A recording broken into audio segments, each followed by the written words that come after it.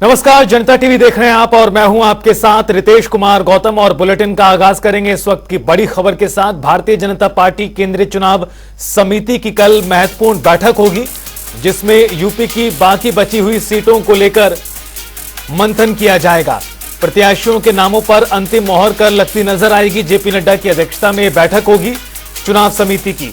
बड़ी खबर, अहम जानकारी, करीब 24 से 25 सीटों पर नामों का ऐलान होना बाकी है और अब ऐसे में माना जा रहा है केंद्रीय चुनाव समिति की कल होने वाली बैठक में इन नामों को लेकर भी फाइनल मोहर लगती नजर आएगी। प्रत्याशियों के नामों पर लगेगी अंतिम मोहर और पार्टी के राष्ट्रीय अध्यक्ष जेपी नड्डा बैठक की अध्यक्षता करेंगे।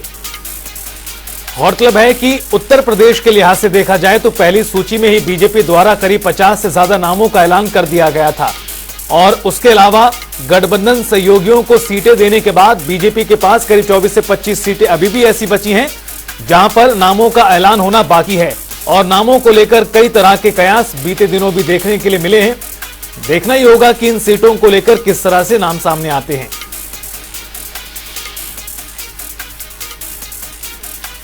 हमारे सहयोगी अनूप कुमार सिंह जुड़ गए हैं इस बड़ी खबर पर ज्यादा जानकारी के साथ। अनूप, 25 सीटों को लेकर फैसला होना भी बाकी है प्रदेश में। कल माना जा रहा है कि अंतिम मोहर लगती नजर आएगी। क्या किस तरह की कयासबाजी है इन सीटों को लेकर और क्या कुछ चर्चाएं?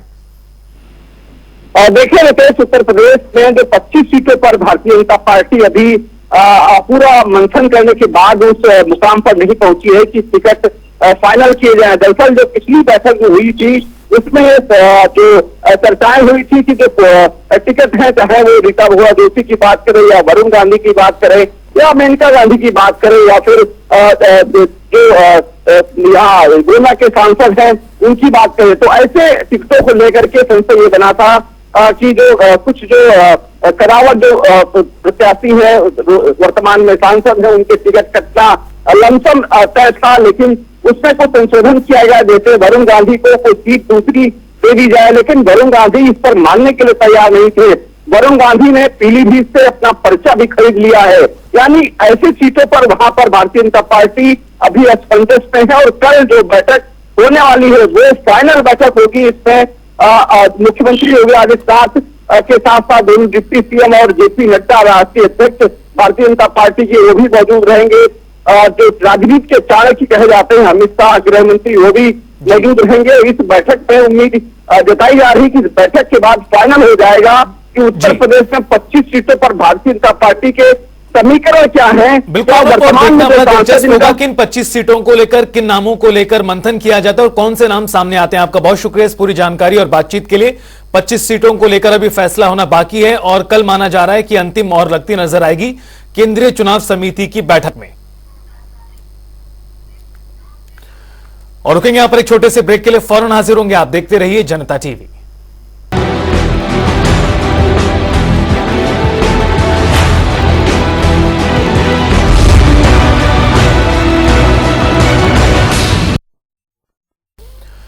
ब्रेक के बाद स्वागत है। बुलेटिन में आगे बढ़ेंगे और बात करेंगे एक बड़ी खबर की। सीतापुर जेल पहुंचे हैं अखिलेश यादव और आजम खान से अखिलेश यादव की मुलाकात को हुई है। बता दें आपको, रामपुर लोकसभा सीट को लेकर प्रत्याशी के नाम पर चर्चा माना जा रहा है कि हो रही है और आजम से सहमति के बाद इस सीट से प्रत्याशी के नाम का ऐलान भी किया जाएगा। आजम से सहमति के बाद ही होगा इस सीट से उम्मीदवार के नाम का ऐलान। अखिलेश यादव सीतापुर जेल पहुंचे। इस वक्त की बड़ी सूचना आपको बता दें, लगातार उम्मीदवारों के नाम फाइनल किए जा रहे हैं, चाहे सभी पार्टियों की बात करें। और अब ऐसे में रामपुर लोकसभा अपने आप में बेहद महत्वपूर्ण है। हमारे सहयोगी राहुल अरोड़ा हमारे साथ जुड़ गए हैं सीतापुर से ज्यादा जानकारी के साथ। राहुल, आजम खान से मुलाकात करने के लिए अखिलेश यादव पहुंचे हैं।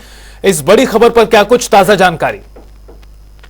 जी बिल्कुल, अखिलेश यादव आजम खान से मिलने जेल के लिए पहुंचे हैं। भारी संख्या में समर्थक भी है और मुलाकात तकरीबन 1 घंटे के आसपास हो रहा है, क्योंकि 12:15 बजे अखिलेश यादव आजम खान से मिलने के लिए अंदर पहुंच गए थे।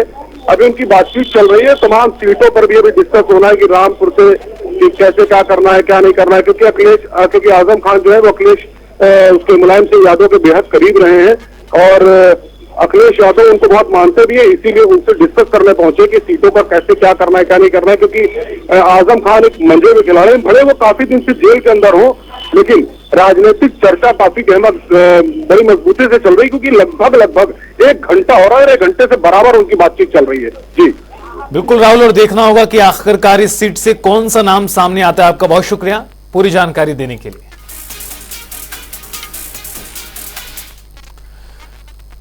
बुलेटिन में आगे बढ़ेंगे, रुख करेंगे अगली खबर का। अगली खबर आपको बता दें जो इस समय सामने आ रही है।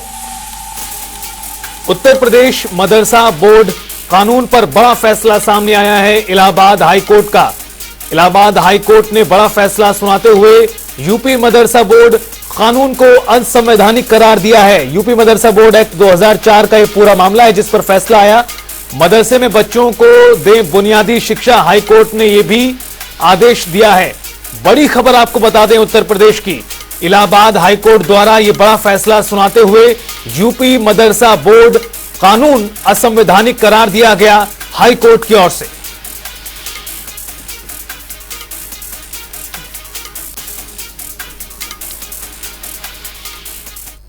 जुल्म की करने वाला कितना भी जुल्म करेगा, अंत में सच्चाई की जीत होगी, सच्चाई की जीत होगी।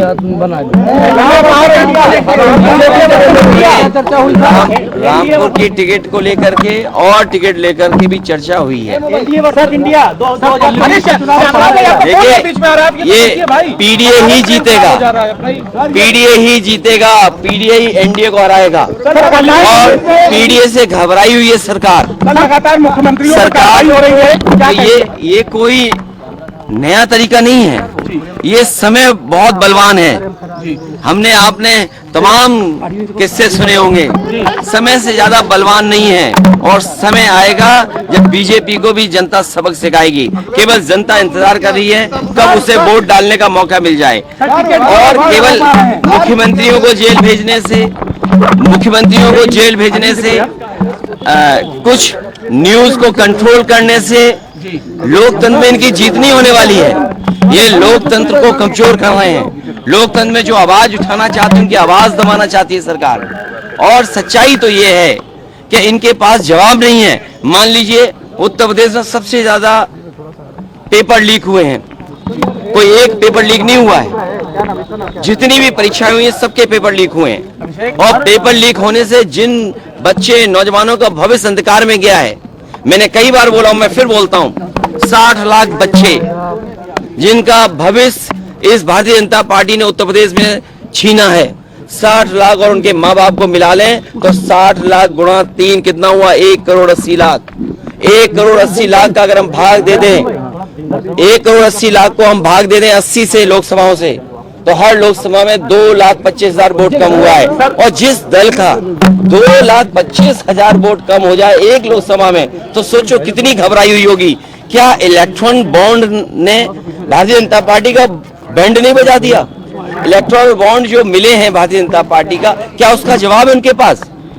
और अगर आप दिल्ली वाली बात कर रहे हैं तो जो आरोप लग रहा है, क्या इलेक्ट्रल बॉन्ड उसने भारतीय जनता पार्टी के लोगों को नहीं दिया?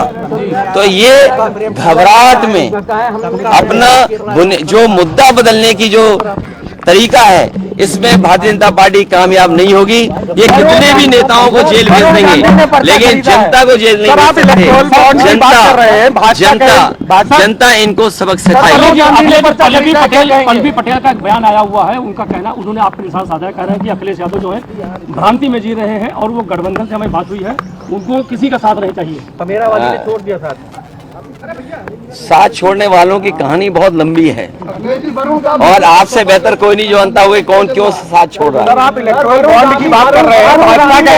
भाजपा कह रही है 9% सांसद है कांग्रेस के, उनके में 1400 करोड़ रुपए जो है इलेक्ट्रल बॉन्ड गया, तो इसको कोई पूछने वाला नहीं। कल संबित पात्रा का भी बयान आया। देखिए, मुझे आपका जो सवाल है, जो विपक्ष के लोग हैं उनके लिए तो आप कह सकते हो चद्दा मिला हो, लेकिन भारतीय जनता पार्टी तो सत्ता में है, तो सत्ता वालों ने तो वसूली की है। और वसूली किससे नहीं की? वो सूची एक लंबी है जो सोशल मीडिया और अखबारों में छप रहा है। तो ये जो सूची है, इसका जवाब भारतीय जनता पार्टी के पास नहीं है। अगर भारतीय जनता पार्टी ये कहना चाहती कि चंदा उन्हें मिला है, चंदा उन्हें मिला होगा, लेकिन वसूली तो बीजेपी ने की। तो ये जो 6,000 करोड़ रुपए जो है भाजपा के खाते में गए हैं, इसका क्या कहना है? ये इलेक्टोरल बॉन्ड ने भारतीय जनता पार्टी का बैंड बजा दिया है। इसी इलेक्टोरल बॉन्ड ने भारतीय जनता पार्टी का बैंड बजा दिया, इसीलिए घबराहट में इस तरह का खबर बदल जाए, न्यूज बदल जाए, दूसरी चीजों पे ज्यादा चर्चा हो। और सवाल तो मैंने आपसे कहा बुनियादी, क्या किसान की आय दोगुनी हो गई? क्या महंगाई कम हो गई? क्या नौजवानों को नौकरी रोजगार दे दिया? क्या आज उत्तर प्रदेश में लोग सुरक्षित हैं? कहाँ घटना नहीं हो रही? क्या आप सोच सकते हैं कस्टोडियल डेथ हो रही हो?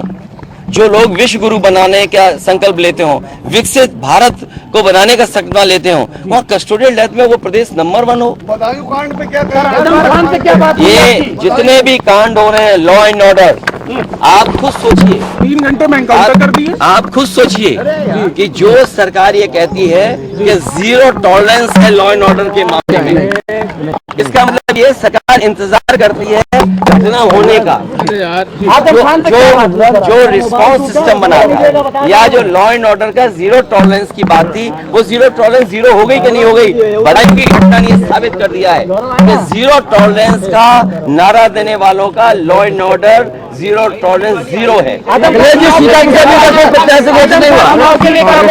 हमारी उनसे अच्छी बात रही है और हम और वो जानते हैं।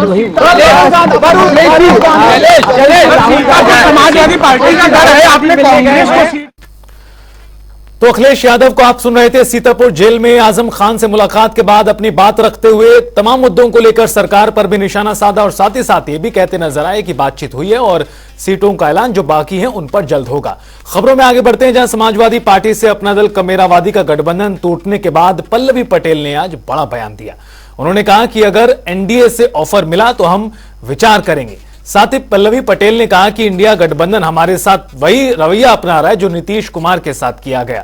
हमने 3 सीट गठबंधन के सहयोगियों से चर्चा के बाद घोषित की थी, जिसके बाद अखिलेश ने गठबंधन खत्म होने की बात कही, उसका स्वागत है।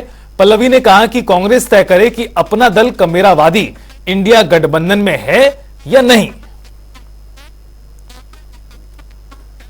बैठक देखिए, जब से इंडिया गठबंधन बना है तब से लगातार अपना दल को इंडिया गठबंधन के एक प्रमुख अंग के रूप में न्योता देकर के हमको हर बैठक में बुलाया गया और उस तारतम्य में जो भी हमारा डिस्कशन हमारे इंडिया अलायंस के पार्टनर समाजवादी पार्टी और इंडियन नेशनल कांग्रेस से हुआ, वही प्रस्तावित जो हमारी सीटें थी उनको हमारी राष्ट्रीय अध्यक्ष ने घोषित किया है। प्राथमिकता के तौर पर मिर्जापुर, फूलपुर और कौशाम्बी सुरक्षित। ये जो तीनों सीटें थी, इसको आपने डिस्कस करके घोषित किया? जी बिल्कुल, हमारे इंडिया अलायंस में इसका डिस्कशन हुआ है। जो 2 भी अहम पार्टियां हैं इंडिया अलायंस में उत्तर प्रदेश में, उनको इस बात की जानकारी है। देखिए, अब उनके बारे में हम क्या कहें, हमें ये पता है कि गठबंधन धर्म में जो हमारी सीमाएं थी हमने सदैव उसका पालन किया है और जो भी हमारी प्रस्तावित और डिस्कस्ड सीटें थी हमने उन्हीं को घोषित किया है राष्ट्रीय अध्यक्ष जी के द्वारा। ना उससे एक कम है ना एक ज्यादा है। तो वही मैकेनिक अखिलेश सिंह की सकुशल वापसी पर पीड़ित परिवार आज सीएम आवास पहुंचा, जहां उन्होंने सीएम योगी आदित्यनाथ से मुलाकात कर आभार प्रकट किया।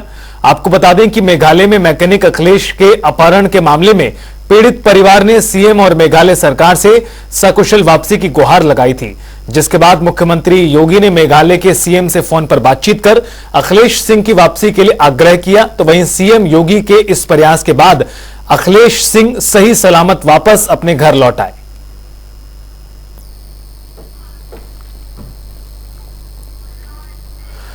तो वहीं दिल्ली के मुख्यमंत्री अरविंद केजरीवाल की गिरफ्तारी के बाद उत्तर प्रदेश में भी सियासी पारा बढ़ा हुआ है। बीजेपी जहां एक तरफ केजरीवाल पर भ्रष्टाचार के आरोप लगा रही है, तो वहीं विपक्ष मोदी सरकार पर ईडी, सीबीआई, आईटी का दुरुपयोग करने का आरोप लगा रहा है। सिर्फ इतना ही नहीं, अगर गोरखपुर समेत अन्य जगहों पर भी आम आदमी पार्टी के कार्यकर्ता प्रदर्शन करते नजर आ रहे हैं।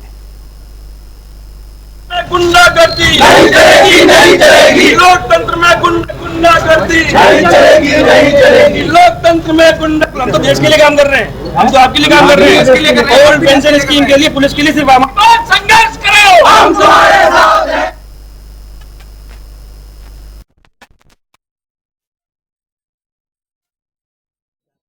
इसको कहता हूं कि कांग्रेस भ्रष्टाचार की अम्मा है। केजरीवाल जी की हालत यह थी कि चोरी और सीनाजोरी। चुनाव में जो कांग्रेस पूरे देश के अंदर पराजय के कगार पर खड़ी है, वह कांग्रेस के सरदार श्री राहुल गांधी जी जिस भाषा का इस्तेमाल कर रहे हैं, इसका फैसला तो लोकसभा चुनाव 2024 में हो जाएगा, जब कांग्रेस का सोपड़ा साफ होगा, फिर एक बार प्रचंड बहुमत की मोदी सरकार बनेगी। भ्रष्टाचार एक दानव है, इस देश को विकसित देश नहीं होने दिया। भ्रष्टाचार इस देश के युवाओं के भविष्य के साथ खिलवाड़ किया। इस भ्रष्टाचार ने जैसे एक शिष्टाचार का रूप धारण कर लिया कि जैसे पैसा लेकर के कोई काम करना या सत्ता में रह करके रिश्वतखोरी करना अधिकार लोगों ने समझ लिया था। जांच एजेंसियों पर आरोप ऐसे लगाते हैं जैसे लगता है कि जांच एजेंसियों को लगातार उनको पीएमओ से, एचएमओ से या बीजेपी ऑफिस से कोई आदेश मिल रहा हो, लेकिन जांच एजेंसियां निष्पक्षता से जांच कर रही हैं। नहीं, देखिए, कानून अपना काम कर रहा है, जांच एजेंसी अपना काम कर रही हैं और माननीय न्यायालय के तमाम निर्णयों के बाद इनमें कार्रवाई हो रही है। अभी तक का जो आरोपी जेल में बंद है, उनको अभी तक जमानत नहीं मिली है और न्यायालय के द्वारा, माननीय न्यायालय के द्वारा सख्त टिप्पणी भी करी गई है। इसलिए इसमें बीजेपी का कोई हाथ है या बीजेपी से कोई मतलब है, ऐसा कहना ठीक नहीं है। जांच एजेंसियां होती ही हैं, उनका काम ही है कि भ्रष्टाचार के खिलाफ या किसी और प्रकार की चीजों के खिलाफ जांच करें। और कल भी माननीय न्यायालय के सम्मुख ये विषय आया था, उच्च न्यायालय के सम्मुख, और उच्च न्यायालय ने इसे उचित माना कि इसमें बेल नहीं दी जा सकती। उन्होंने उचित ये माना कि इसमें ईडी को गिरफ्तारी से रोकने पर कोई आदेश उन्होंने नहीं दिया। भारत की जनता और दिल्ली की जनता खासकर कट्टर बेईमान अरविंद केजरीवाल की गिरफ्तारी का स्वागत कर रही है। ये स्पष्ट हो गया है कि अरविंद केजरीवाल ही शराब घोटाले का किंगपिन है। अरविंद केजरीवाल के भ्रष्टाचार का घड़ा टूटा है। अरविंद केजरीवाल झूठा है और ये बिल्कुल स्पष्ट है कि दिल्ली हाईकोर्ट ने भी आज अरविंद केजरीवाल को कोई राहत नहीं दी, क्योंकि जो साक्ष्य जांच एजेंसी ईडी ने इकट्ठे किए थे उनमें दम था और अरविंद केजरीवाल ने अपने पैरों पे कुल्हाड़ी मारी जब 9 समन उन्हें दिए गए। पहला समन 2 नवंबर 2023 को दिया गया। देखिए, आम आदमी पार्टी और अरविंद केजरीवाल ने अपना नारा बना लिया है कि करेंगे जमकर भ्रष्टाचार, बनाएंगे इसको अपना जनसिद्ध अधिकार। कोई कार्रवाई होगी और राहत कोर्ट से नहीं मिलेगी तो भी चिल्लाएंगे अत्याचार अत्याचार और खेलेंगे विक्टिमहुड कार्ड। बुरे काम का तो बुरा ही होगा अंजाम।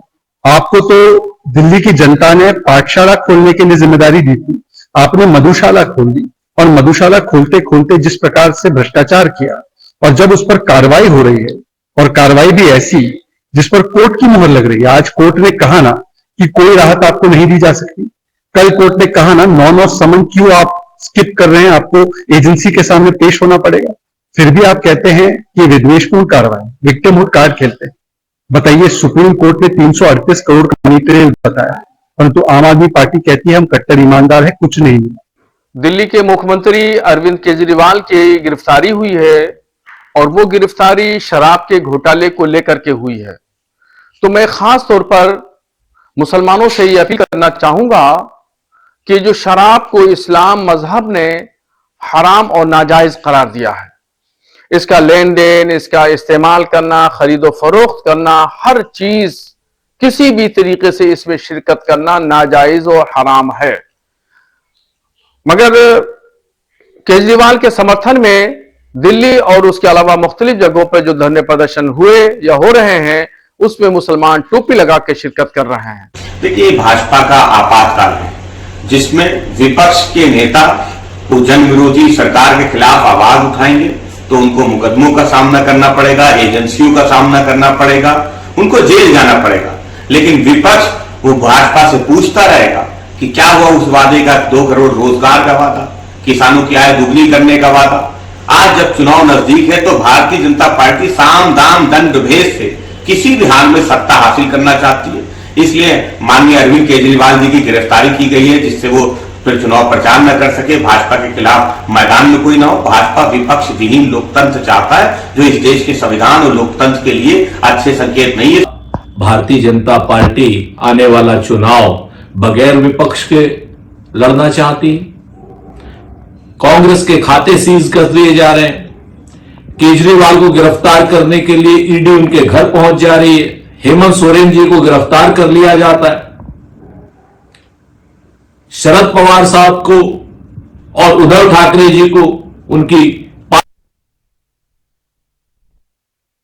दिल्ली के मुख्यमंत्री की गिरफ्तारी के बाद अब यहाँ पे भी उसकी आग देखने को मिल रही। इस समय आम आदमी पार्टी के कार्यकर्ता और पदाधिकारी रायबरेली के डिग्री कॉलेज चौराहे पे मौजूद हैं। इन्हीं से जानना चाहेंगे आखिर किन चीजों को लेकर ज्यादा प्रदर्शन कर रहे हैं। अपना नाम और परिचय बताएं। अब मेरा नाम बताने की जरूरत नहीं, मैं इंडिया के करप्शन से लेके एपी तक मैं राममोहन श्रीवास्तव, रामू दादा, अरविंद केजरीवाल की गिरफ्तारी, रात में भारत के लोकतंत्र की हत्या, इससे बड़ा दुर्भाग्य नहीं हो सकता।